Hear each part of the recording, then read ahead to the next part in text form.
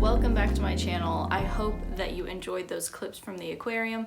My boyfriend and I recently went just a couple of days ago, and I just thought I need to share these clips, even though this is a booktube channel, because especially the jellyfish, they're so mesmerizing and calming. I just wanted to show you guys the otters and the sharks and all the different animals that were there. So what better way to do it than a video with animal related book recommendations. So that's what I have for you today, and I hope you enjoy.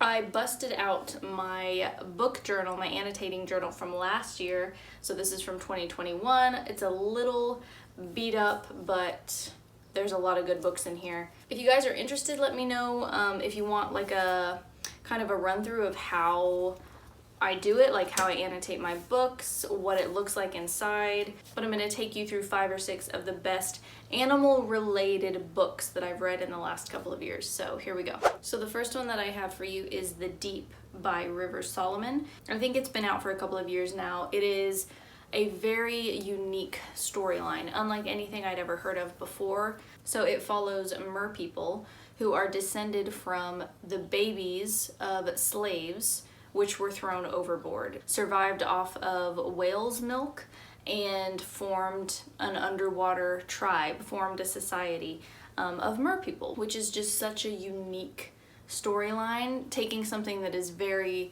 probably true and very depressing and unfortunate and turning it into this really creative and unique story.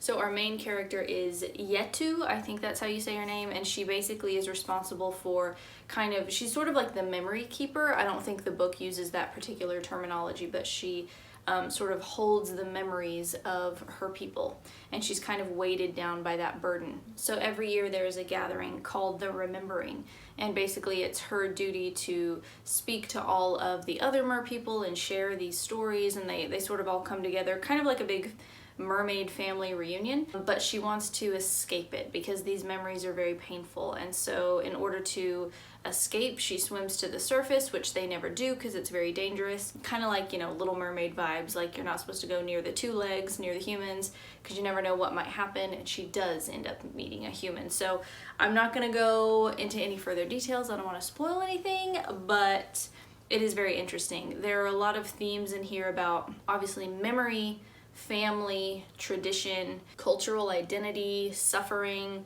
All of those themes are really prominent throughout. I also felt like memory itself almost becomes a character. I guess ironically it's a very human story, even though she's not a human.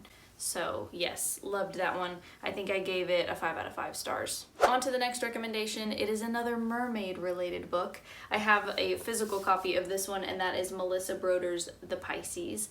So if you want something wacky and weird and wonderful and a little bit spicy, this one is for you. It is very bizarre. Again, one that I read the blurb and was like, yep, reading that, because it just sounded so unique. Basically, this follows Lucy. She's kind of pushing 40, doesn't want kids, doesn't want to get married, but at the same time that she doesn't really want those things, she's also really lonely. And she's had really bad luck with blind dates that she's been on lately. So she's dog sitting for her sister who lives in Venice Beach. And while she is there, she kind of walks out to the shore one night and she meets a swimmer. And long story short, as you can probably guess, he turns out to be more than just a man taking a dip into the water. It does cover some fairly heavy topics. I think she mentions depression, she mentions suicide at one point. She's kind of a woman on the edge, you could say, so trigger warning for those things. I feel like this would be a really fun beach read. I don't know what my experience would have been like if I had read this on a beach. I think it might be even more impactful. So if you've got a beach trip planned this summer, I feel like this could be an interesting one to read. Highly recommend. I loved it. My next recommendation steers away from the ocean and aquatic creatures and has to do with dogs. So this is Night Bitch by Rachel Yoder. Again, very wacky premise. I'll just read you the blurb for this one. An ambitious mother puts her career on hold to stay at home with her newborn son, but the experience does not match her imagination. 2 years later, she steps into the bathroom for a break from her toddler's demands, only to discover a dense patch of hair on the back of her neck. As she studies herself in the mirror, her canines suddenly look sharper than she remembers. Her husband, who travels for work 5 days a week, casually dismisses her fears from faraway hotel rooms. As the mother's symptoms intensify and her temptation to give in to her new dog impulses peak, she struggles to keep her alter canine identity secret. Seeking a cure at the library, she discovers the mysterious academic tome which becomes her Bible, a field guide to magical women, a mythical ethnography, and meets a group of mommies who are involved in a multi-level marketing scheme and may also be more than what they seem. This talks a lot about, what it means to be a woman and growing up as a girl, feeling like certain parts of you are kind of repressed. There are a lot of really good quotes in there. I have a couple in my journal that I'll read. She says, "You light a fire early in your girlhood. You stoke it and tend it. You don't let it rage into a mountain of light because that's not becoming of a girl." And so the sort of dog metaphor, if you want to believe it's a metaphor, you could take it literally, sort of allows that rage. It sort of acts as a vehicle for that rage in a way. There's a lot of commentary on societal pressures that are on women to both work and be a mom, and how impossible for her that feels at times. So she basically feels, very frustrated with life, with motherhood, and she feels like she can't even complain because she lives a very privileged sort of middle class life. So it's like, well, who is she to complain about anything? Ultimately, if you are a mom, this is probably going to hit you harder than anybody else, because she's sort of internally screaming the whole time that, she just wants someone to understand how much work this is, to sort of, sympathize with her plight, which her husband does not do. The transformation of her into a dog, again, whether you want to believe it's literal or figurative, sort of allows her to let that rage out. So she can transform into a dog, go out, kill a bunny or whatever, get some blood on her hands, and then come back and, be fine and take care of her son and be this, happy-go-lucky housewife. Overall, I thought it was a very clever commentary on basically the struggles of motherhood, and I think I gave it 4.5 out of 5. Next up is Hollow Kingdom by Kira Jane Buxton. This has got to be one of the most uniquely told stories I've ever read. It's told from the perspective of a domesticated crow.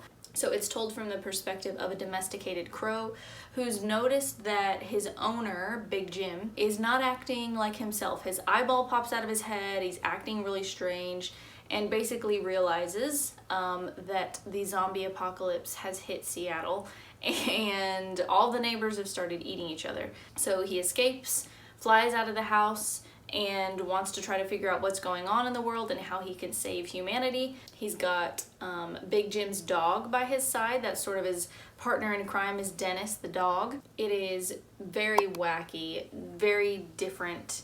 I really thoroughly enjoyed reading from the perspective of a bird.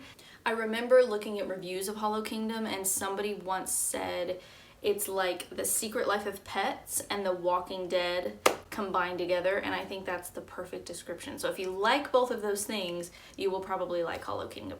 Also, if you read it and you enjoy it, there is a sequel. I forget what it's called, but I'll put it on the screen.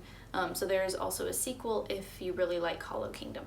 So the last book I'm going to recommend to you guys is The Hike by Drew McGarry. So this was actually recommended to me by my brother, and I remember reading the physical copy and loving it, and he was like, "Oh, you didn't listen to the audiobook?" I was like, "No, was I supposed to?" He was like, "Oh yeah, it's so good." So apparently the narrator of the audiobook does different sorts of voices, and it's a lot more immersive. So if you're gonna read it, I guess listen to the audiobook. But basically this follows a man named Ben. He's in rural Pennsylvania. He's at like some sort of conference. He's on like a business trip.